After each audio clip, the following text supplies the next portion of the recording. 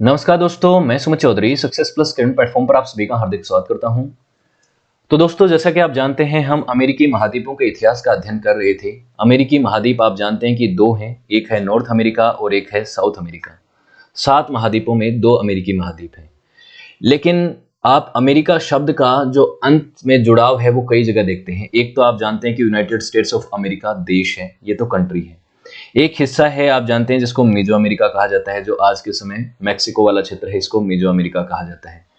ये जो सेंटर वाला हिस्सा है नॉर्थ अमेरिका और साउथ अमेरिका के बीच का, इसको सेंट्रल अमेरिका कहा जाता है।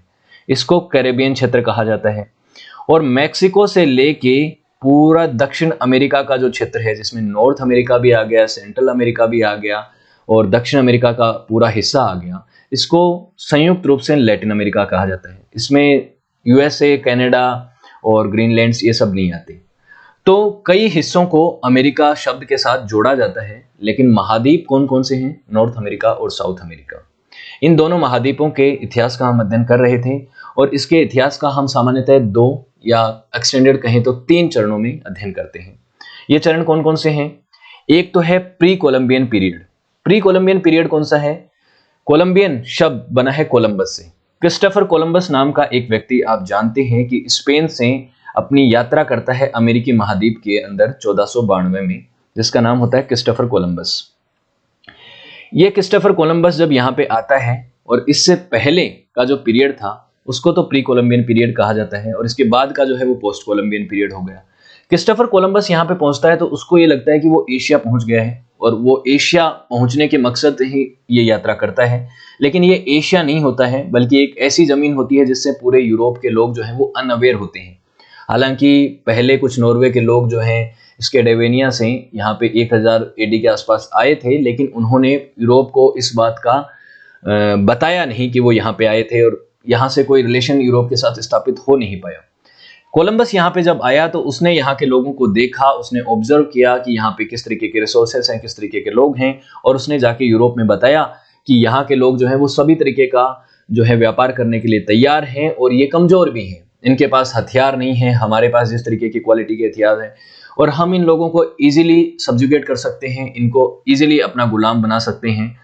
तो ये बात जब स्पेन को पता चली तो स्पेन जो है अपनी ग्रीडी आइज के साथ और अपनी नेवी के साथ यहाँ पे आता है, और यहाँ की जो लोकल पॉपुलेशन है उनके साथ पहले तो व्यापार करने के मकसद से आता है, लेकिन उसके बाद धीरे धीरे करके इनको अपना गुलाम बना लेता है। यहाँ के लोगों के साथ लड़ाई लड़ लड़ के यहाँ की सभ्यताओं का अंत करता है, और उसके बाद इस यूरोपियन क्षेत्र से आया हुआ स्पेन, यहाँ से आया हुआ स्पेन जो है नॉर्थ अमेरिका, साउथ अमेरिका और सेंट्रल अमेरिका में अपने उपनिवेशवाद को स्टार्ट करता है। उपनिवेशवाद यानी कॉलोनियलिज्म, जिसको आप जानते हैं।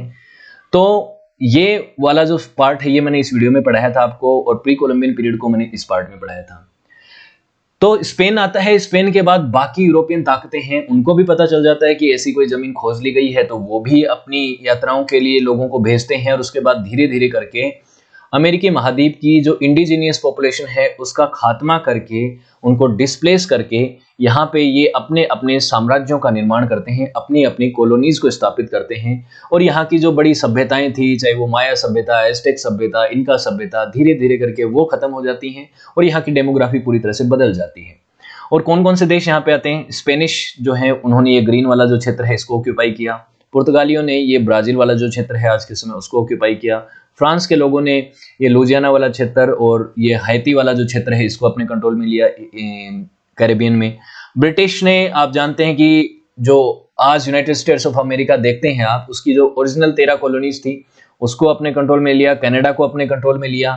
रशिया ने अलास्का वाला जो क्षेत्र है इस तरफ से आके उसको अपने कंट्रोल में लिया। डच यानी नीदरलैंड्स के लोगों ने साउथ अमेरिका के कुछ क्षेत्र को अपने कंट्रोल में लिया, और ऐसे करके धीरे धीरे इन्होंने अमेरिकी महाद्वीप को अपना गुलाम बना लिया, अपना उपनिवेश बना लिया। यहां तक हम इतिहास पढ़ चुके हैं। अब हम बात करेंगे कि यहां से यहां तक का जो दौर है, ये जो यात्रा है ये कैसे तय हुई। ये कौन सी यात्रा है? कोलोनाइजेशन से डीकोलोनाइजेशन की, यानी कि पहले गुलाम बना अमेरिका, और अब अमेरिकी महाद्वीप के जो देश हैं वो आजाद कैसे हुए। ये जो आज का आप पॉलिटिकल मैप देखते हैं, जिसमें आपको Canada, United states of America, Mexico, Brazil, Bolivia, Argentina, Peru, ये जो देश दिखते हैं, ये कैसे बनी? ये जो जर्नी है इसको हम पढ़ेंगे, इसी को कहा जाता है डीकोलोनाइजेशन। मतलब पहले कोलोनाइजेशन तक पढ़ लिया है, अब डीकोलोनाइजेशन पढ़ेंगे। तो कैसे हुआ वो आप फेज आप इस मैप में आप थोड़ा सा देख सकते हैं कि कैसे हुआ, कौन कौन से दौर में कैसे कैसे यूरोप में दुनिया को अपना एक तरह से गुलाम बनाया। पूरी दुनिया में ही आप जानते हैं कि पूरे हर एक कॉन्टिनेंट के ऊपर यूरोप की कॉलोनीज थी, चाहे वो एशिया हो, अफ्रीका हो, नॉर्थ अमेरिका हो, साउथ अमेरिका हो, ऑस्ट्रेलिया हो। Over the period of time after the age of exploration, Europeans ने पूरे विश्व को अपनी कॉलोनी कहीं ना कहीं बनाया है। सभी क्षेत्रों को नहीं तो हर क्षेत्र में कहीं ना कहीं उनका स्पेयर जरूर था, और इसमें बड़ी बड़ी ताकतें थी। सबसे ज्यादा ताकतवर निकल के आया इसमें ब्रिटेन। अगर बाद के पीरियड में बात करें तो पहले फ्रांस भी बहुत ताकतवर था, स्पेन बहुत ताकतवर था, पुर्तगाल बहुत ताकतवर था, नीदरलैंड्स भी बाद में ताकतवर हो गया था। हालांकि नीदरलैंड्स पहले स्पेन का पार्ट हुआ करता था, लेकिन धीरे धीरे ये बाद में अलग होने के बाद ये भी बना। तो कोलोनाइजेशन से डीकोलोनाइजेशन की तरफ जाएंगे। पहले आप समझ लीजिए कि कोलोनाइजेशन या कॉलोनियलिज्म क्या होता है। कॉलोनियलिज्म यानी उपनिवेशवाद। उपनिवेशवाद वो होता है जब किसी ताकतवर मुल्क के कोई सेटलर्स, निवासी किसी दूसरी जगह पे जो कंपैरेटिवली कमजोर लोगों की जगह होती है, वहां के इंडिजीनियस लोगों को, वहां के जो नेटिव लोग जो होते हैं, उनकी जमीन को जबरदस्ती क्या करते हैं, ऑक्यूपाई करते हैं। वहां के सोशल, पॉलिटिकल और इकोनॉमिक सिस्टम को डिक्टेट करते हैं, अपनी मनमानी चलाते हैं, वहां के लोगों को एक्सप्लॉइट करते हैं, उनके रिसोर्सेज को एक्सप्लॉइट करते हैं। तो ये जो चीज होती है इसको तो कॉलोनियलिज्म कहा जाता है, यानी उपनिवेशवाद कहा जाता है। इसका जस्ट उल्टा यानी डीकोलोनाइजेशन क्या होता है, मतलब कोलोनाइजेशन के बाद का जो फेज है कि जब वहां की नेटिव पॉपुलेशन, इंडिजीनियस पॉपुलेशन एक मुहिम चला के, आंदोलन करके, रिवॉल्यूशन करके कैसे भी इन कॉलोनियल ताकतों को यहां से मार भगाने में सफल हो जाती है। अपने कल्चरल, साइकोलॉजिकल और इकोनॉमिक जो सिस्टम है उनको अपने हाथ में ले लेती है और अपने जो सोवरेनिटी है उसको हासिल कर लेती है। किसी भी तरह का दबाव जो है उस पुरानी कॉलोनियल ताकत का इनके ऊपर जब नहीं रहता है तो उसको डीकोलोनाइजेशन कहा जाता है, उपनिवेशवाद का अंत कहा जाता है। तो ये चीज आप भारत के संदर्भ में थोड़ा सा समझिए कि भारत में जो यूरोपियन है वो कब आए थे। यूरोपियंस भारत में पहले से आते रहते थे, लेकिन एक समुद्री रास्ते से वास्को डी गामा 1498 में भारत पहुंचा था। उसके बाद से ही भारत का धीरे धीरे कोलोनाइजेशन होना शुरू हो गया था। वास्को डी गामा जब आया, उसकी सेकंड यात्रा जब हुई तो उसने गोवा वाला जो क्षेत्र है वो अपने कंट्रोल में ले लिया था। कालीकट का वो कुछ क्षेत्र था जो वो अपने कंट्रोल में ले लिया था। 1600 में ईस्ट इंडिया कंपनी का फॉर्मेशन हुआ और फिर ब्रिटिश, फ्रांस और ये सब धीरे धीरे करके आने लग गए थे और भारत जो है इनका गुलाम बनता चला गया। धीरे धीरे क्षेत्रों से, बैटल ऑफ प्लासी से लेके आप जानते हैं कि भारत इनका गुलाम बनता चला गया। लेकिन 1947 में जब देश आजाद हुआ तो भारत का डीकोलोनाइजेशन कंप्लीटली हो गया था। हम उपनिवेशवाद से मुक्त हो गए थे और हमें आजादी मिली। तो वो आजादी किन लोगों को मिली? भारत के नेटिव लोगों को मिली, यहाँ के इंडिजीनियस लोगों को मिली, जो कि यूरोपियंस के आने से पहले से यहाँ पे उनके पूर्वज रह रहे थे। तो ये आजादी जो है वो कंप्लीटली भारतीयों की आजादी थी। लेकिन अमेरिका के संदर्भ में आप ये चीज देखेंगे तो ये आपको थोड़ा सा अलग तरीके से दिखेगा। अमेरिका में कोलंबस की यात्रा से पहले कौन लोग रह रहे थे? माया सभ्यता के लोग रह रहे थे, एस्टेक सभ्यता के रह रहे थे और इनका सभ्यता साउथ अमेरिका में रह रही थी और नॉर्थ अमेरिका में कई और दर्जनों जो हैं कल्चर रह रहे थे, मिसिसिपी कल्चर और ये सब रह रहे थे। वो लोग जब रह रहे थे तो वहां पे अलग तरीके का कल्चर था, अलग तरीके की सोसाइटी, अलग रिलीजन, अलग अलग सभ्यताएं थी ना। जब अमेरिकी महाद्वीप आजाद हुआ तो क्या इन्हीं सभ्यताओं को, इन्हीं मूल निवासियों को आजादी मिली? तो इसका जवाब है नहीं। ये जो मूल निवासी थे ये तो लगभग समाप्त हो चुके थे। जब यूरोपियंस यहाँ पे आए तो अपने साथ कई सारी डिजीजेस लेके आए, जैसे स्मॉल फॉक्स नाम की बीमारी थी, आप जानते ही होंगे। उसने यूरोप से जो बीमारी आई थी स्मॉल फॉक्स, उसने अमेरिकी महाद्वीप की आधी से ज्यादा जनसंख्या, इवन कहा जाता है कि 70 से 80% जनसंख्या को समाप्त कर दिया। और जो बची खुची जनसंख्या थी उसका इन्होंने शोषण किया, उनको मारा, लड़ाइयों में हराया, उनको स्लेव बनाया और उसको उस तरह से खत्म कर दिया। और बहुत कम जनसंख्या जो है वो ओरिजिनल लोगों की बची थी, इंडिजीनियस लोगों की बची थी। तो अब जो आजादी इनको मिली है, ये जो आजादी अमेरिकी महाद्वीप को मिली है, मैं आपको बता रहा हूं, ये आजादी किसको मिली है? यहाँ के जो इंडिजीनियस थे लोग थे उनको मिली है या जो यहाँ पे सेटलर्स रहने लग गए थे उनको मिली थी? तो इसका सही जवाब यही होगा कि जो यूरोप से आके लोग यहाँ पे बसे थे ना इस दौर में, कॉलोनियल पीरियड में, इन्हीं ने इन्हीं लोगों ने बाद में यूरोप से खुद की आजादी हासिल करी और इन्होंने कहा कि भाई अब क्या है कि अब हमारा जो पॉलिटिकल डोमिनेंस है, हमारा जो फंक्शन है, इकोनॉमिक जो डिसीजंस है वो हम यहीं बैठ के लेंगे, हमारे डिसीजन जो है वो यूरोप से बैठ के नहीं लिए जाएंगे। बस इतनी सा ही जो है मेजर परिवर्तन हुआ। हालांकि इंडिजिनियस लोग यहाँ पे थे लेकिन उनकी संख्या बहुत कम थी। ये आजादी यूरोपियंस की यूरोप से ही थी, यूरोप से आजादी थी। ये बेसिकली आप देख सकते हैं, ये एक बहुत बड़ा अंतर है भारत की आजादी और अमेरिकी महाद्वीपों की आजादी में। तो अब आते हैं हमारे टॉपिक के ऊपर। आप बहुत अच्छे से इसकी भूमिका को समझ चुके होंगे, इसका इंट्रोडक्शन समझ चुके होंगे। ये बात मैं आपको बता चुका हूं कि कैसे यूरोपियन ताकतें स्पेन, फ्रांस, ब्रिटेन को जब इस क्षेत्र को छोड़ के जाना पड़ा तो उसको डिकोलोनाइजेशन कहा जाता है और यहाँ की इंडिजिनियस पॉपुलेशन के हाथ में उनकी सरकारें आ गई, उनकी डेस्टिनी उनके हाथ में आ गई, यूरोप के हाथ में नहीं रही। लेकिन अब इंडिजिनियस पॉपुलेशन जो है उनकी डेमोग्राफी बदल चुकी थी, ये आप समझिए।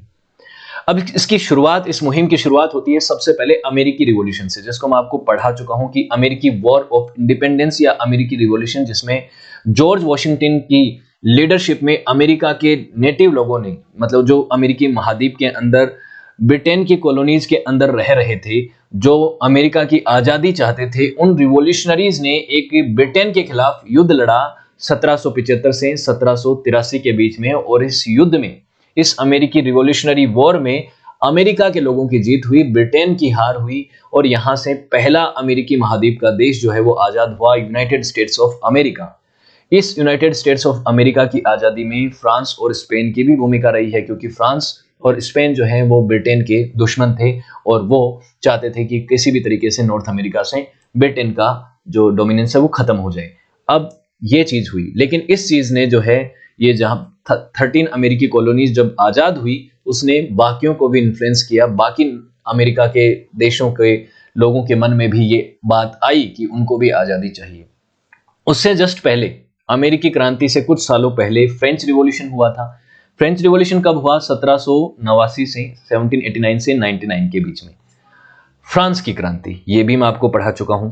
फ्रांस की क्रांति में बेसिकली क्या हुआ कि फ्रांस के जो पहले राजा हुआ करते थे, जो एब्सोल्यूट मोनार्क हुआ करते थे, उनको हटा के डेमोक्रेसी आई और डेमोक्रेसी हटने के बाद आगे चल के नेपोलियन बोनापार्टे ने वापस अपने हाथ में ताकत ले ली और अपने आप को एम्परर घोषित कर दिया और वो पूरी तरह से डिक्टेटर बन गया। तो वो एक कंप्लीट रिवॉल्यूशन हुआ।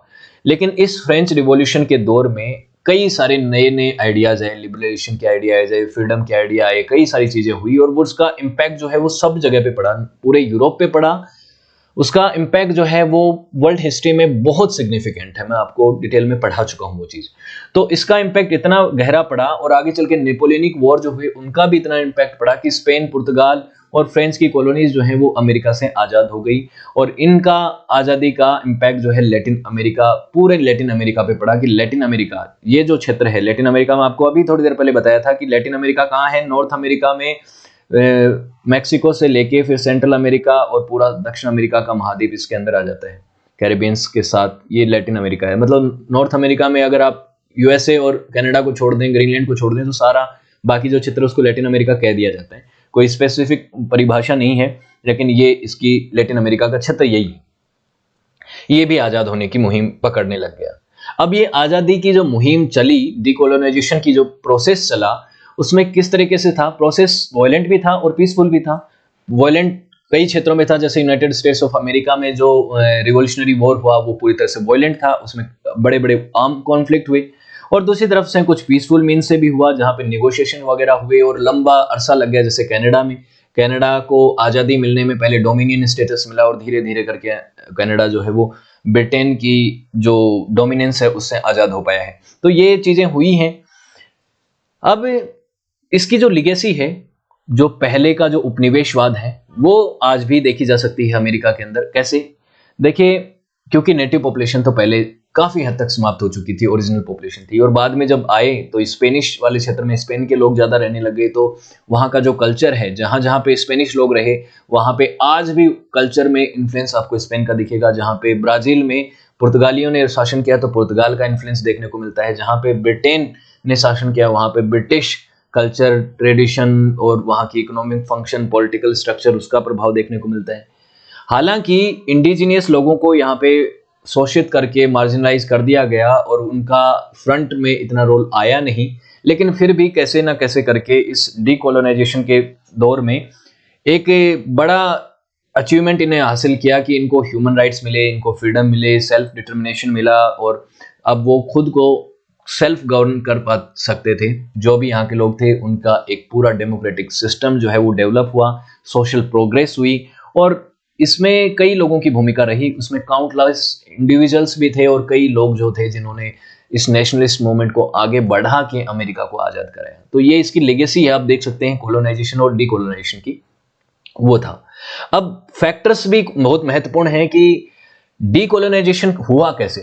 वो यूरोप जो इतना ताकतवर था, एज ऑफ एक्सप्लोरेशन के दौर में उसने फंड कर करके, पैसा दे दे के एक्सप्लोरर्स को जगहों को खोजा था और उन क्षेत्रों को कब्जा करके, ऑक्यूपाई करके अपनी कॉलोनीज को एस्टेब्लिश किया था। तो उसके पास तो अनलिमिटेड रिसोर्सेज थे, पूरी दुनिया का एक्सेस था। तो वो इतना कमजोर कैसे हो गया कि उनके हाथों से उनकी कॉलोनीज जाने लग गई। इसका सबसे बड़ा कारण था यूरोप में हुए वॉर्स, लड़ाइयां, जो यूरोप के लोगों ने आपस में ही लड़के एक दूसरे को जो कमजोर किया ना, और उस कमजोरी का फायदा उनकी कॉलोनीज के नेशनलिस्ट लोगों ने उठाया और अपने यहाँ पे इंडिपेंडेंस मूवमेंट चलाए, और उन मूवमेंट्स के तहत जो है उनको आज़ादी मिली, और ये लोग जो है वीक हो गए थे और वीकनेस का फायदा उठाया गया। इसमें नेपोलियनिक वॉर्स हों, चाहे फर्स्ट वर्ल्ड वॉर और सेकंड वर्ल्ड वॉर हो, सब ने भूमिका निभाई है। नेपोलियनिक वॉर कौन से थे? नेपोलियन बोनापार्टे फ्रेंच रिवॉल्यूशन के बाद, कंप्लीट होने के बाद 1803 में अपने आप को फ्रांस का एम्परर घोषित कर देता है, और उसके बाद वो मुहिम चलाता है 1803 से 1815 तक, जब तक वो हार नहीं जाता तब तक वो यूरोप को जीतने के लिए कई सारे अपने एक्सपेडिशंस जो है वो चलाता है। तो इसमें क्या करता है वो, देखो ये फ्रांस है, ब्लू कलर में आपको जो दिख रहा है डीप ब्लू कलर में, ये फ्रांस था। और इस फ्रांस में नेपोलियन बोनापार्टे आया, राजा बना। एम्परर बनने के बाद उसने आसपास के क्षेत्रों पे अटैक करने शुरू किए। उसने प्रूशिया हो, चाहे उसने ब्रिटेन हो, उसने स्पेन हो, पुर्तगाल हो, किसी को नहीं बख्शा। तो स्पेन को जीत लिया, स्पेन उसके कंट्रोल में आ गया। देखिए स्पेन कितना ताकतवर था यूरोप में, स्पेन अब बोनापार्टे के कंट्रोल में आ गया। ये पुर्तगाल जो है उसके खिलाफ था, यहाँ ब्रिटेन उसके खिलाफ था, यहाँ पे बाकी जो क्षेत्र हैं, ये वाले जो क्षेत्र हैं आज के समय आप देखते हैं, जर्मनी के आसपास का जो क्षेत्र है, बेल्जियम का जो क्षेत्र है, इसको अपने कंट्रोल में ले लिया था। नेपोलियन बोनापार्टे मॉडर्न हिस्ट्री का सबसे ताकतवर मिलिट्री लीडर माना जाता था, उसका मैं आपको बायोग्राफी पढ़ा चुका हूं। तो उसने क्या किया, यूरोप की ताकतों को, इन कॉलोनियल ताकतों को कमजोर कर दिया, और इतना कमजोर कर दिया कि इनके पास रिसोर्सेज नहीं बचे थे कि ये अपनी कॉलोनीज को मेंटेन कर पाए, उनके ऊपर कंट्रोल जो है उसको जमा के रख पाए। और अब इनके पास इतनी हालत खराब हो गई थी इनकी कि इनको यूरोप में अपने आप को बचा के रखना था। नेपोलियन के विरुद्ध अपने सारे रिसोर्सेज का इन्होंने इस्तेमाल किया, अपनी आर्मी का इस्तेमाल किया, अपने पैसे का इस्तेमाल किया, और उसका फायदा उठा के जो कॉलोनीज के लोग थे, चाहे वो अमेरिकी महाद्वीप की कॉलोनी हो, चाहे वो एशिया की कॉलोनीज हो, उन्होंने मूवमेंट चलाए, नेशनलिस्ट मूवमेंट चलाए, और उन्होंने ये अपॉर्चुनिटी देखी कि अब हमारे पास ये मौका है कि हम अपने आप को आजाद करवा पाए इन यूरोपियन ताकतों से। इस दौर में भारत चूक गया।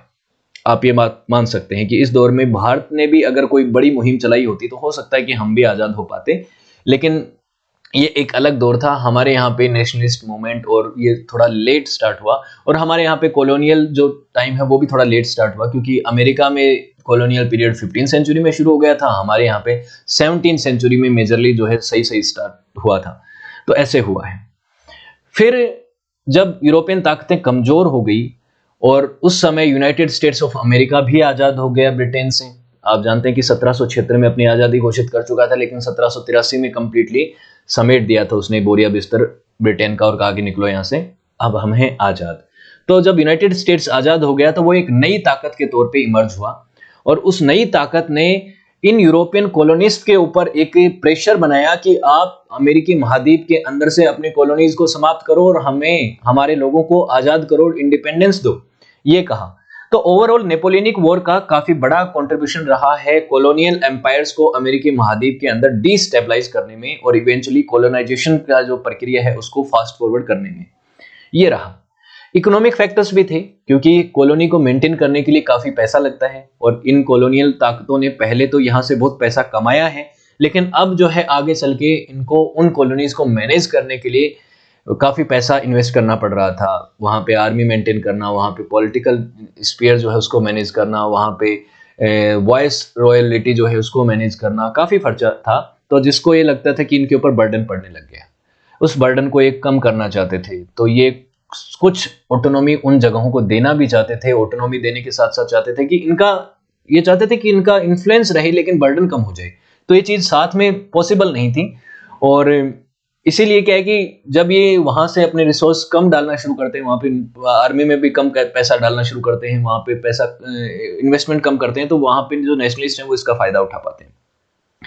फर्स्ट वर्ल्ड वॉर और सेकंड वर्ल्ड वॉर के दौरान इनके पास और पैसे की कमी हो गई इकोनॉमीज को मेंटेन करने के लिए, तो और ये जो है धीरे धीरे करके यहाँ पे इनकी जो पकड़ है वो कमजोर हो गई। साथ ही एक और बड़ी बात थी कि ग्लोबल ट्रेड जो है वो अब डेवलप हो चुका था, काफी डेवलप हो चुका था, सही सारे रास्ते खोजे जा चुके थे आपस में, जहां पे जो चीज हो रही थी उसका एक जगह से दूसरी जगह ट्रेड हो पा रहा था।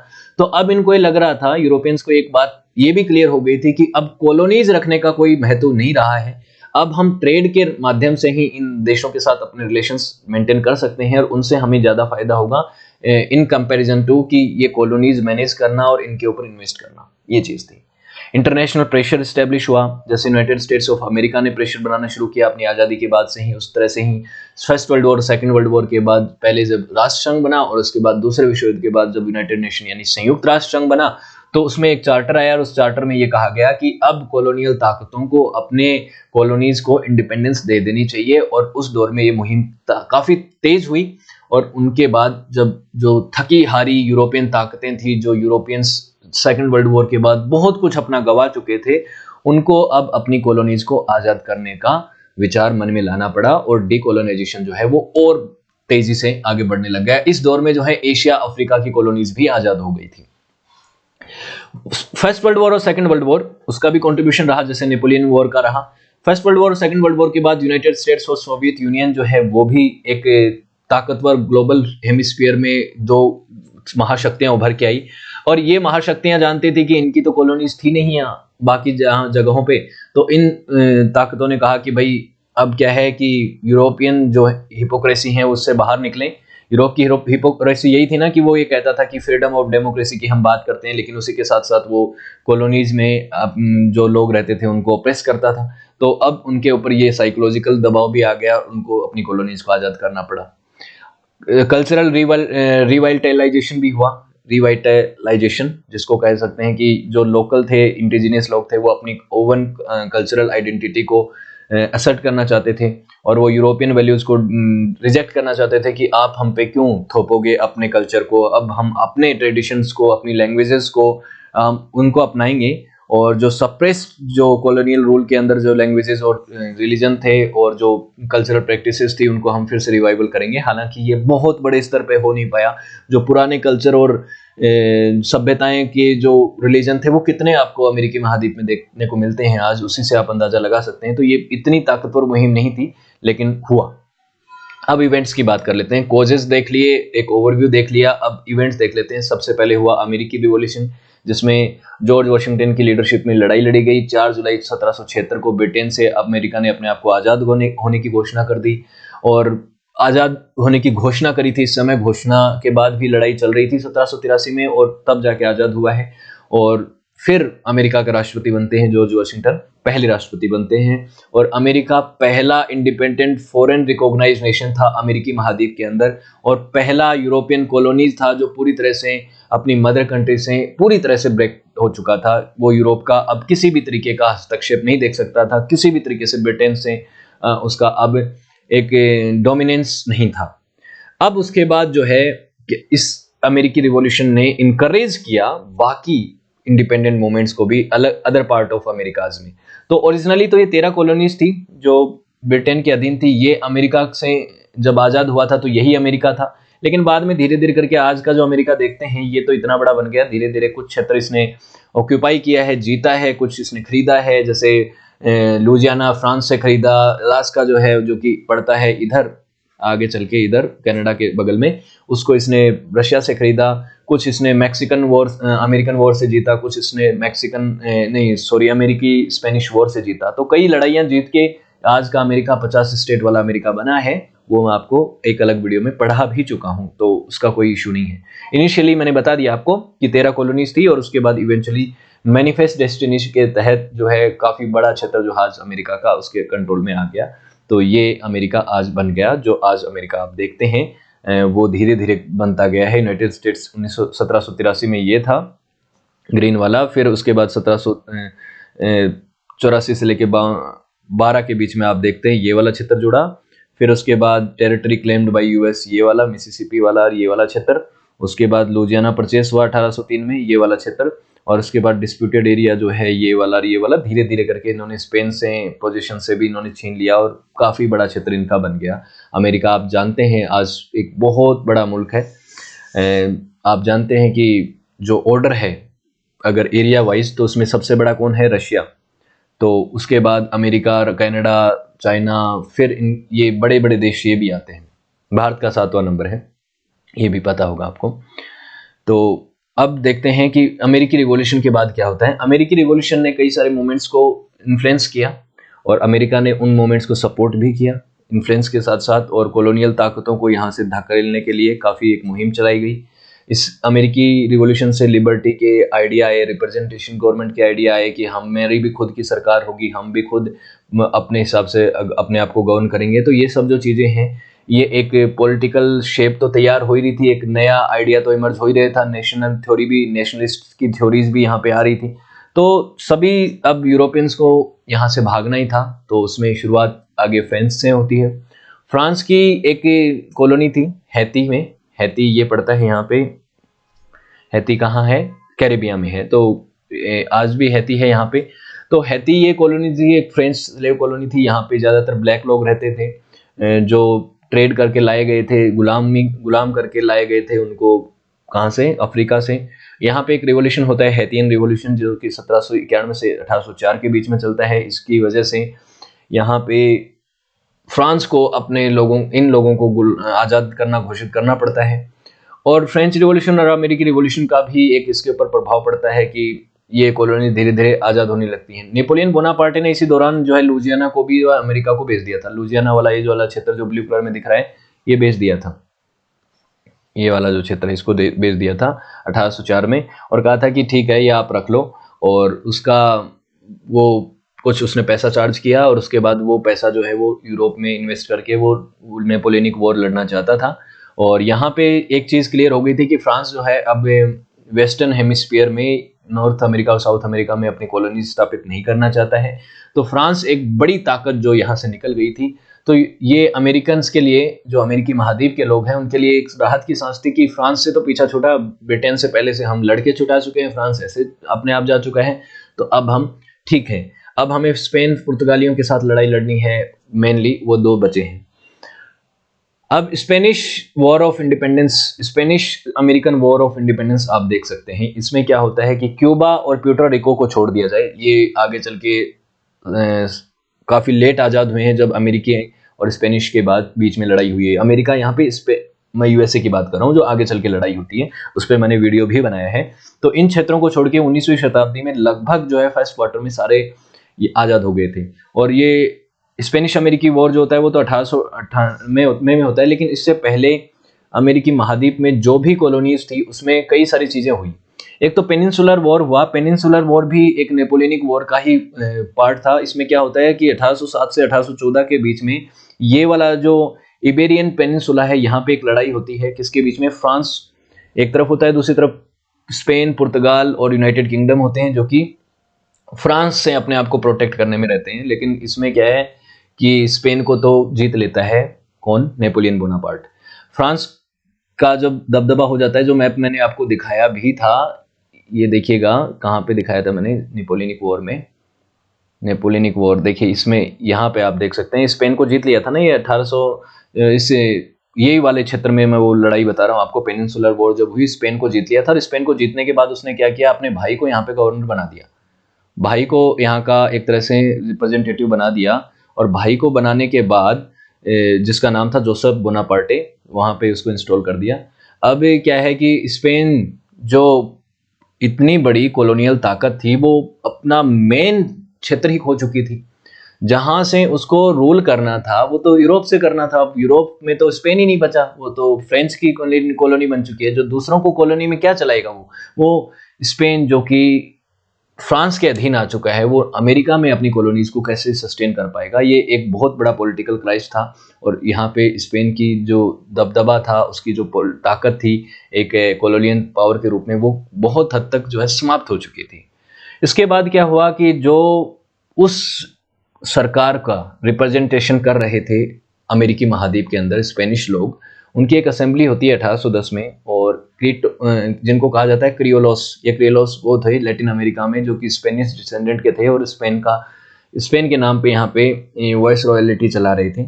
इन्होंने एक अपने हिसाब से एक सॉवरेनिटी और सेल्फ गवर्नमेंट बनाई कैस्टिलियन लॉज के आधार पे, जो कि स्पेन के रूल थे। उन्होंने कहा कि अब फर्डिनांड सेवंथ के नाम पे, जो स्पेन का राजा था, उसके नाम पे हम यहाँ पे लैटिन अमेरिका में अपना रूल स्थापित करते हैं। अलग अलग वॉइस रॉयल्टी हो गई और सेल्फ गवर्नमेंट और एक लिबरलिज्म का आइडिया भी यहाँ पे हुआ कि अब हमें स्पेन का सपोर्ट नहीं मिलेगा यूरोप से, हमें खुद ही यहाँ पे सरकार चलानी है। अब स्पेन जो है ओरिजिनल स्पेन नहीं बचा, वो जो न्यू स्पेन था नॉर्थ अमेरिका साउथ अमेरिका में वो बच गया, जो इनकी कॉलोनीज थी वो बच गई।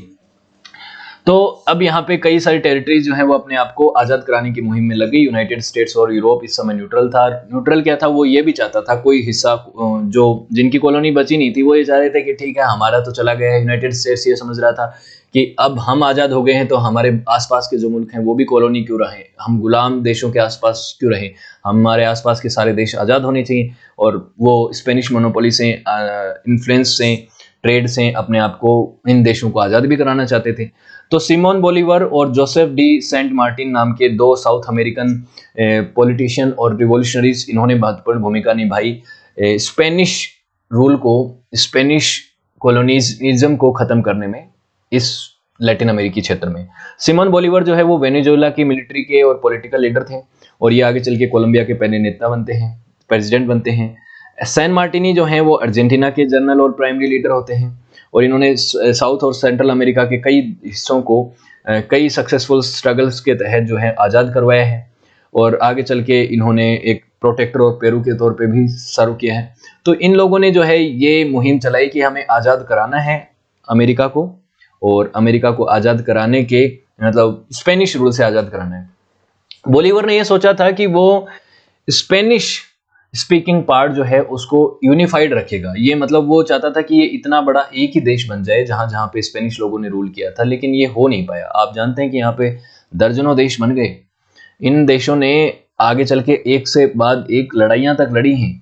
इन्होंने लड़ाइयाँ तक लड़ी हैं, जैसे पेरुवियन वॉर लड़ा है, वॉर ऑफ पैसिफिक लड़ा है आपस में। जो स्पेन जहाँ पे रूल करता था वहाँ पे आपस में लड़ाई लड़ी है, रिसोर्सेज के लिए लड़ा है, किसी ने क्षेत्रों के लिए लड़ा है, किसी ने किसी चीज़ के लिए लड़ा है। तो इनका साथ रहना काफ़ी नामुमकिन सा था। और यहाँ पे क्योंकि एक पूरा पॉलिटिकल यूनिफिकेशन पहले भी नहीं था, यहाँ पे अलग अलग वॉइस रॉय थे, कोई क्षेत्र में कोई वॉइस रॉय है, कोई क्षेत्र में कोई है, गवर्नर है, ये सब चीज़ें चल रही थी। तो ये जब आज़ाद हुआ तो अलग अलग क्षेत्रों के तौर पर आज़ाद हुआ। टाइमलाइन अगर देखे जाएं स्पेन से कैसे कैसे आज़ाद हुआ, तो क्योंकि स्पेन का जो रूल है वो North America, South America, Central America, Caribbean सब जगहों पे था। तो मैक्सिको जो कि नॉर्थ अमेरिका में मैक्सिको वाले क्षेत्र में था, तो मैक्सिको को इंडिपेंडेंस मिली 1810 से 1821 के बीच में। इसमें मैक्सिको में कई सारे मैक्सिकन वॉर ऑफ इंडिपेंडेंस चला। सेपरेटली हम इन चीज़ों को पढ़ सकते हैं, लेकिन ये 1810 से 11 में हुआ।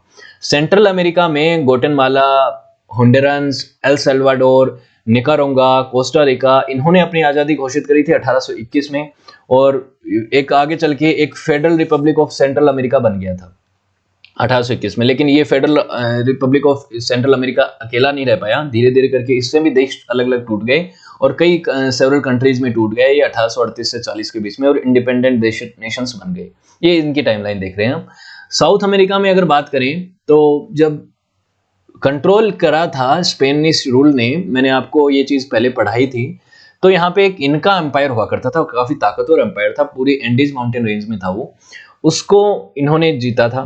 लेकिन जब ये आज़ाद हुआ वापस डीकोलोनाइजेशन हुआ, वो तो कोलोनाइजेशन के दौर में इनका को जीत के स्पेनिश रूल में मिला लिया। अब डीकोलोनाइजेशन हुआ तो उस क्षेत्र में भी क्या हुआ कि कई अलग अलग कंट्रीज बन गए, जिसमें आप जानते हैं पेरू, बोलिविया, अर्जेंटीना, ये सब देश बनी हैं 1825 के दौर में, ये सब बन गए। तो 1810 से 1825 के बीच में यहाँ पे कई सारे फ्रीडम स्ट्रगल मूवमेंट हुए और साउथ अमेरिका में भी अपनी पकड़ जो है खो चुका था स्पेन। कैरिबियन आइलैंड्स में जहां पे सबसे पहले पहुंचा था, जहां पे सबसे पहले कंट्रोल किया था, और कोलंबस भी वहीं पे पहुंचा था, तो उसको इसने सबसे लास्ट में खोया। 1898 में स्पेनिश अमेरिकी वॉर होता है, अमेरिकन यूएसए वाला अमेरिका। तो 1898 में जब ये वॉर होता है तो यूनाइटेड स्टेट्स ऑफ अमेरिका जो है वो क्यूबा, पेट्रारिको और फिलीपीन, जो कि एशिया में आप देखते हैं, उसको भी स्पेन से छीन लेता है। और बाद में आने वाले पीरियड में कुछ समय के लिए अमेरिका इनको अपनी डोमिनेंस में रखता है, लेकिन बाद में इनको आज़ाद भी कर देता है, वो चीज़ आपको पता है। तो 1800 के अराउंड जो है लैटिन अमेरिका ऐसा था, जिसमें आप देख रहे हैं कि न्यू स्पेन में वॉइस रॉय कौन है, यहाँ पे वॉइस रॉयल्टी है, यहाँ पे एक अलग वॉइस रॉयल्टी है, यहाँ पे वॉइस रॉयल्टी अलग है, मतलब एक स्पेन का स्पीयर आपको ग्रीन कलर में दिख रहा है। लेकिन 1830 में जो है बहुत हद तक बहुत सारे देश जो है वो आज़ाद हो चुके थे, और ये बचे थे बस क्यूबा वगैरह, ये 1898 में आज़ाद हो गए। तो 19वीं शताब्दी के खत्म होते होते north America, South America, Central America, सब जगह पे स्पेन समाप्त। दूसरी तरफ उधर तो है 1815 में ही जो है वो हो चुका था कि नेपोलियन बोनापार्टा की हार के बाद स्पेन देश जो है वो तो बच गया। अब बात करते हैं पुर्तगाल की। पुर्तगाल की अमेरिका महाद्वीप में कौन सी कॉलोनी थी? आज के समय का मैक्सिको, ये वाला जो क्षेत्र है, जो आज़ाद भी हुआ तो एक ही देश के तौर पे आज़ाद हुआ। तो क्योंकि पुर्तगाल ने पहले से भी यूनिफाइड ही रखा था, वहाँ पे अलग अलग वॉइस रॉय नहीं थे, अलग अलग पॉलिटिकल स्फीयर नहीं थे। तो पुर्तगाल जब यहाँ से जाता भी है, पुर्तगाल से इस क्षेत्र को आज़ादी भी मिलती है, तो वो टेरिटरी जो है वो डिवाइड नहीं होती है जैसे पहले हुई थी, क्योंकि इनकी जो पॉलिटिकल डोमिनेंस थी और पूरा जो सिस्टम जो चलता था वो सेंट्रलाइज था, सल्वाडोर से चल रहा था। एल सल्वाडोर नहीं, सल्वाडोर, ये सल्वाडोर अलग है, एल सल्वाडोर इधर है, वो अलग हो गया, ये रहा एल सल्वाडोर ऊपर है और ये इधर सल्वाडोर है। तो यहाँ से इनका पॉलिटिकल फंक्शन चलता था क्राउन ऑफ लिस्बन के पूरे डायरेक्शंस के आधार पे। लिस्बन यानी कि पुर्तगाल की राजधानी से चलता था। अब ये यूनिफाइड होकर निकला ब्राजील क्योंकि पूरी तरह से यूनिफाइड पहले से ही था, तो यूनिफाइड होकर निकला। 1822 में इसको इंडिपेंडेंस मिली। कई सारी लड़ाइयाँ लड़ी यहाँ के लोगों ने भी, और क्योंकि एक समय था जब डॉम पेड्रो फेस्ट, जो कि आगे चल के पहला इंडिपेंडेंट किंग बनता है ब्राजील का स्पेन से अलग होकर, ये पहला ब्राजील का राजा बनता है डॉम पेड्रो। इसको पेड्रो फोर ऑफ पुर्तगाल कहा जाता है, पेड्रो फेस्ट ऑफ ब्राजील कह सकते हैं इसको।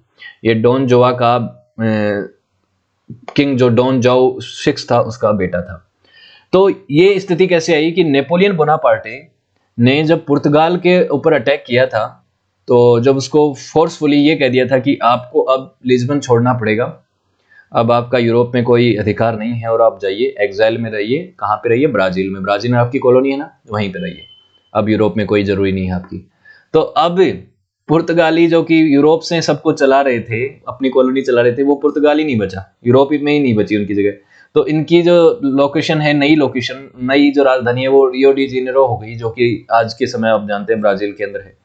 तो ब्राजील में वो जाके रहने लगे। लेकिन 1815 में जब नेपोलियन हार गया बाकी यूरोपियन ताकतों से वाटरलू की लड़ाई में, तो उसके बाद जो है वापस जो है रिक्लेम करी गई ये राजधानी लिस्बन, और वापस पुर्तगाल इनको मिला।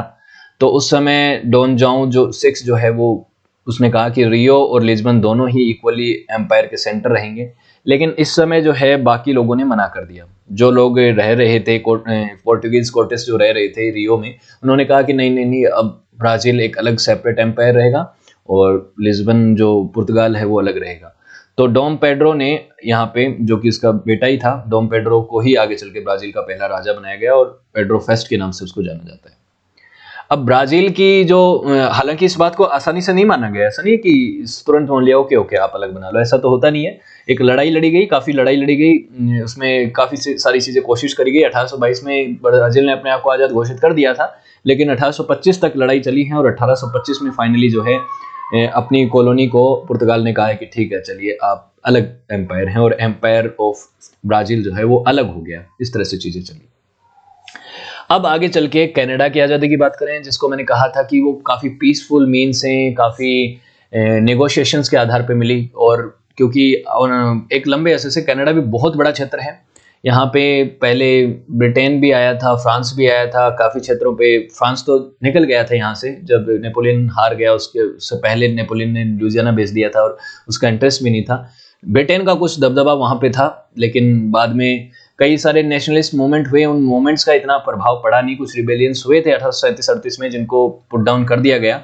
लेकिन बाद में क्या है कि कनाडा को इन्होंने कहा कि आप डोमिनियन स्टेटस में ले लीजिए। ब्रिटिश एम्पायर के 1867 में ये चीज़ डिक्लेयर हुई कि डोमिनियन स्टेटस मिलेगा, मतलब कुछ ऑटोनॉमी आपको मिलेगी। लेकिन बाद में धीरे धीरे करके चीज़ें बदलती गई और डोमिनियन स्टेटस भी धीरे धीरे करके उनको और ऑटोनॉमी देते गए और आगे चल के बदलती गई। सेकेंड वर्ल्ड वॉर के बाद और ज़्यादा बदल गई। तो ब्रिटेन ने और नॉर्वे ने वो जो आर्कटिक लैंड का जो क्लेम कर रखा था वो भी कनाडा को दे दिया 20वीं शताब्दी के अर्ली पीरियड में।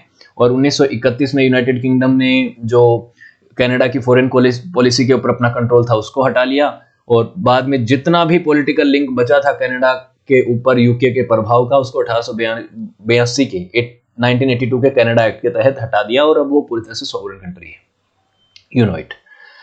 अब टाइमलाइन थोड़ा सा रिवाइज कर लेते हैं। यूनाइटेड स्टेट्स 1776 में आज़ाद हुआ, 1783 में ट्रीटी ऑफ पेरिस हुई और उसके तहत अमेरिका जो है यूनाइटेड स्टेट्स ऑफ अमेरिका पहला देश बना, एक पहला आज़ाद मुल्क बना अमेरिकी महाद्वीप का। फिर स्पेन से 1810 से 1825 के बीच में कई सारे देश जो हैं वो आज़ाद हो गए।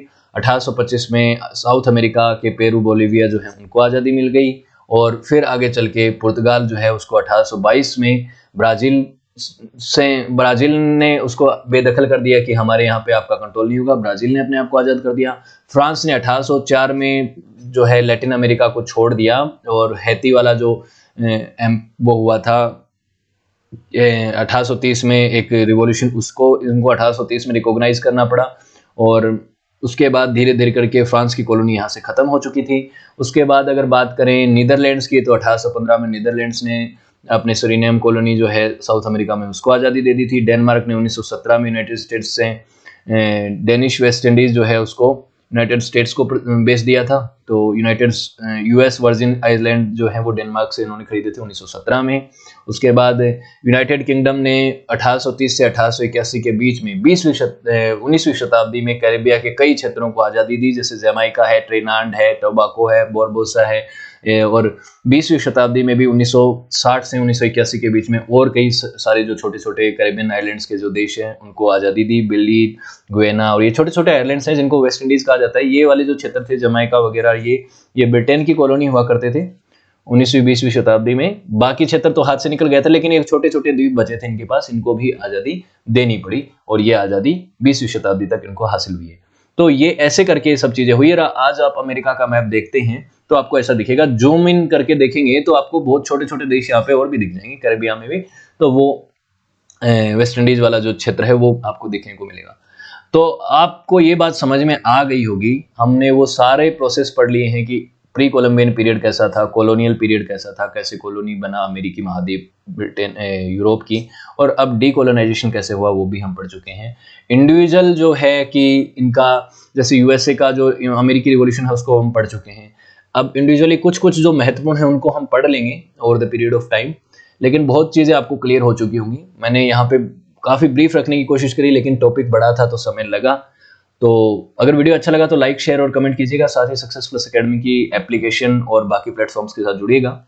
एप्लीकेशन से आप जुड़ेंगे तो आपको इन वीडियोज़ की PDF मिल जाएंगी, इनसे रिलेटेड वीडियो लेक्चर्स भी मिल जाएंगे। साथ ही आप अपने प्रीमियम कोर्सेज को भी एक्सेस कर सकते हैं बहुत अप्रोप्रिएट प्राइस में। तो सक्सेस प्लस एकेडमी के साथ जुड़िएगा। इन कोर्सेज को आप परचेज करेंगे तो आपको बहुत कम प्राइस में वीडियो लेक्चर्स, उनसे रिलेटेड नोट्स, उनसे रिलेटेड टेस्ट सीरीज, ये सब कुछ मिलेगा। और आप उनसे चैट सेक्शन के माध्यम से जुड़ सकते हैं। यहाँ पे एप्लीकेशन के नीचे आपको चैट सेक्शन का सेक्शन दिखेगा, जहाँ पे आप मुझे जो भी अपनी ओपिनियन है वो भी दे सकते हैं, आपका कोई डाउट हो वो भी पूछ सकते हैं। सो वीडियो देखने के लिए आप सभी का शुक्रिया, जुड़े रहिएगा।